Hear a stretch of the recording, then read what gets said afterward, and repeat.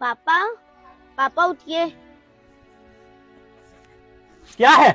पापा रोजे का वक्त हो रहा है, आज मेरा रोजा है, मेरे लिए जाके अफ्तारी के लिए थोड़े से फ्रूट ले आइए। मैंने तुम्हें कहा था रोजा रखो। अफ्तारी का सामान ले आओ, मनहूस लड़की, जाओ यहाँ से। बहुत हो गया, अब नहीं पला जा रहा मुझसे, इसका कुछ करना होगा।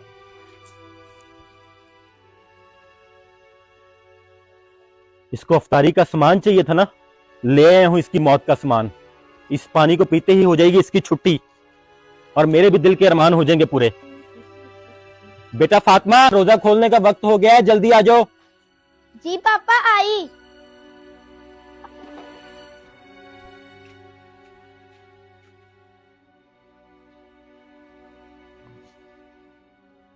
अल्लाहु अकबर, अल्लाहु अकबर।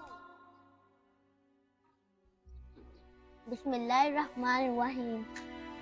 अब आएगा मजा। पापा, ये पानी तो शरबत से भी ज्यादा मीठा है।